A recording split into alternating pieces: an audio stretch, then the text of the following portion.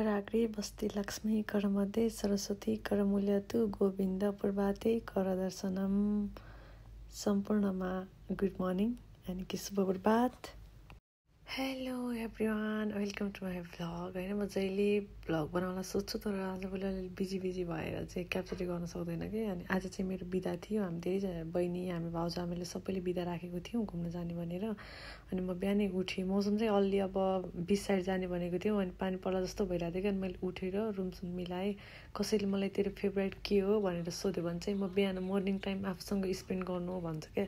मलाई बिहानको time phone गर्न यस्तो उस्तो गर्न केही गर्न मन लाग्दैन, जस्ट आफूसँग बस्न मनपर्छ। अनि मैले एकछिन रुम मिलाएर बसेपछि खाना बनाएँ। खाना बनाउने बित्तिकै बहिनी पुग्यो क्या ठ्याक्कै। है, बहिनीले म स्टेसनमा छु भनेको थियो। अनि म त अघिदेखि को अरू मान्छे को आयो सोचेर अनि त्यो अगाडि देखाइरहेको थिएन नि त तिमीलाई। अनि म पुगेँ, म त भर्खर 5 मिनेट अगाडि आउनु भनेको। चाहिँ उठेर नानी आउने बेलासम्म खानासाना बनाएर अहिले भर्खर मैले नुहाइसकेँ। अब चाहिँ हामी उमी जाने भनेको। मैले यो ड्रेस लगाएको थिएँ, मलाई यो हल्का सुहाए जस्तो लागेन क्या। अब चाहिँ म सायद मेबी ड्रेस चेन्ज गर्छु होला। खोइ त फर्केन, राम्रो देखाएको छ।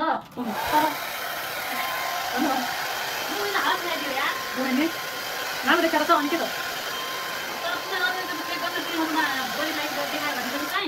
तेरो फेसलाई बढी लाइटिङ देखायो भनेपछि चाहिँ त्यो लाउलाई नत्र राम्रो छ।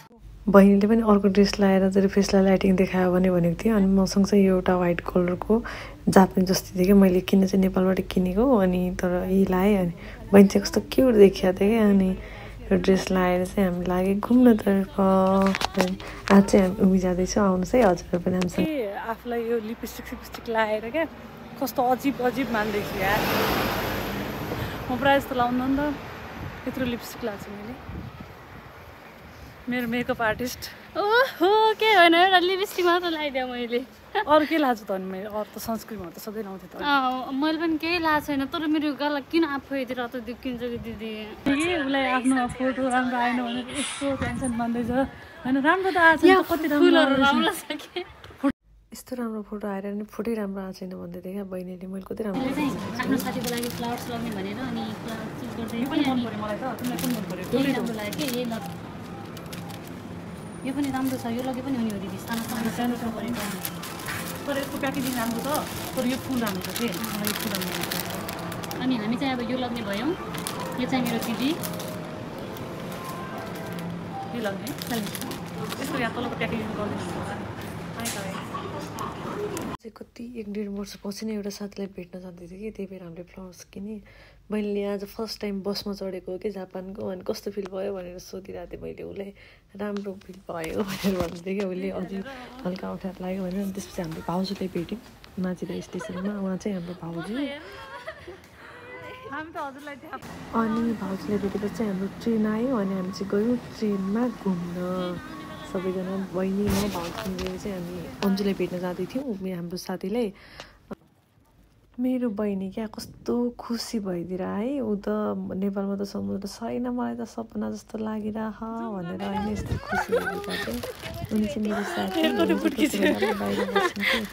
भाउजूको बेस्ट फ्रेन्ड हो खासमा। अनि मेरो पनि साथी हामी सँगै पढेको भएर अलि टोकीभन्दा बाहिर बस्नु भएर भेट्न आएको थियौँ कि, अलिक टाढै छ नि त। अनि त्यही भएर हामी गफ गर्दा गर्दै हामी त एकअर्कासँगै बिलिन भइरहेको थियो। त हाम्रो चाहिँ के त्यो मैले उनलाई दिएको फ्लावर्स नै खस्यो क्या। कहाँ खस्यो त्यहाँ कति धेरै ढुङ्गा हुन्छ नि त समुद्रको साइडमा। अनि यो चाहिँ मेरो बहिनीको फोटो कस्तो ड्रिमी आएको छ है। अनि हामीले एकछिन फोटो भिडियो खिच्यौँ। अनि टिकटक बनायौँ, फोटो भिडियोहरू खिच्यौँ क्या। मेरो सिङ्गल फोटो राम्रो नआए पनि बहिनीको फोटोहरू राम्रो आएको थियो। अनि मलाई त कस्तो खुसी लाग्यो क्या बहिनी खुसी भएको देखेर।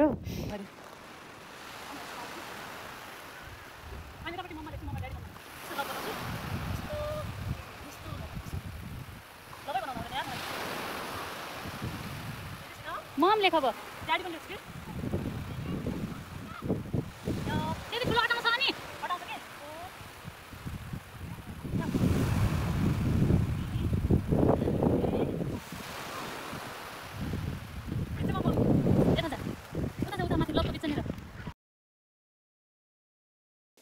म हजुरहरूलाई एउटा म्याजिक भन्छ है। यहाँ अहिले मैले राम लेखिरहेको छु नि त्यहाँसम्म पानी पुगेको छ है, हेर्नु है हजुरहरू पनि होइन।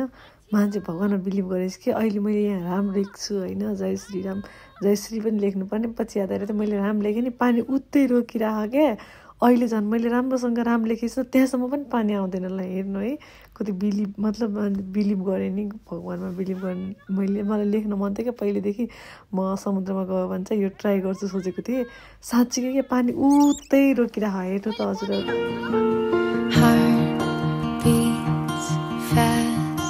Colors and promises, how to be brave, how can I love when I'm afraid to fall, watching you stand alone, all of my doubt suddenly goes. हामी दिनभरि घुमेर खाना पनि बाहिर खाएर आएको थियो। यो चाहिँ फर्किने बेला भाउजू पनि हाम्रोमा आउनुभयो, अनि फेरि हामी सबैजना बहिनी म तीनजना चाहिँ घरमा आयौँ। भाउजू पनि भाउजू र बहिनी दुईजना मेरोमा आउनुभएको, सरी बहिनी पनि अलग्गै बस्छ नि त, बहिनी र म चाहिँ सँगै बस्दैनौँ।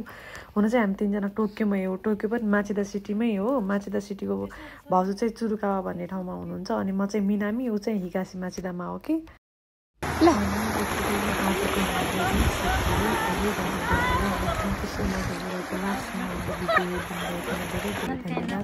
Please like comment and